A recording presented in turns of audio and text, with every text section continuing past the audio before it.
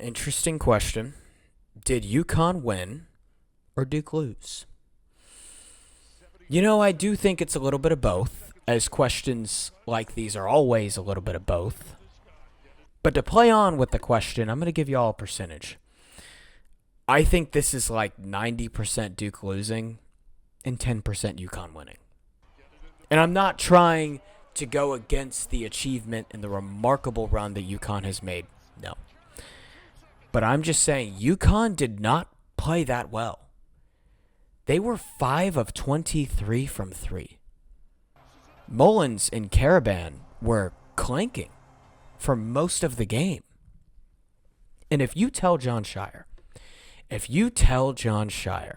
hey, your team is going to shoot a higher percentage from 2 than UConn, a higher percentage from 3, a higher free throw percentage, take more free throws, have more rebounds, commit less fouls, and be leading for 96% of the game.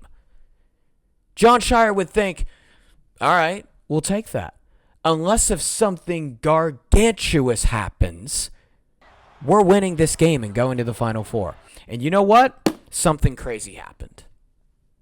March Madness took over, as Dan Hurley said. But how on earth did Duke lose the game with all of those factors swinging their way?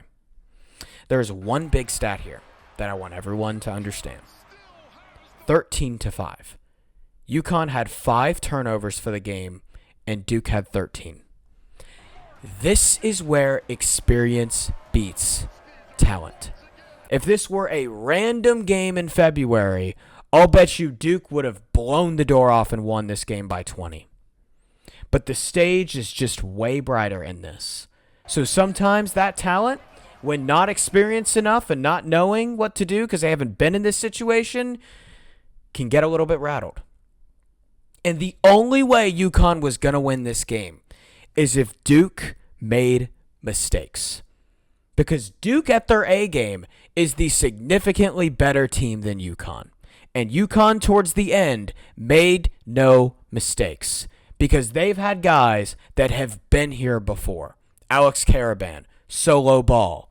Guys, Dan Hurley. But here's the thing, folks. Duke was up by 9 with 9 minutes to go. Last 9 minutes of the game, they committed 6 turnovers. It's more than UConn had the entire game. And everyone, I'm not going to go in-depth into it because I think Caden Boozer's received enough criticism. But if you have a senior there in Caden Boozer's position, he's probably keeping that basketball. And that comes with being a freshman. That's the learning curve that comes with it.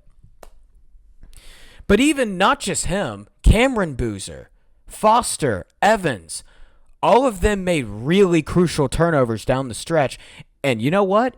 Duke just kept giving UConn a seat at the table, and they kept taking it. Oh, here's your prime rib. Oh, here's your fork with that. If Duke was on their A game, UConn is probably not winning this game.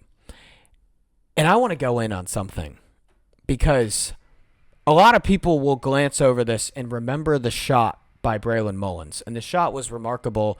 It's going to be remembered in NCAA tournament lore, for as long as I'm alive. But that pass by Alex Caravan to Braylon Mullins, that is a senior right there. That is a national champion. Because if that's a freshman or someone that hasn't won championships, oh my gosh, how much time's on the clock? I just got the ball. Shoot it. He didn't make himself bigger than the moment.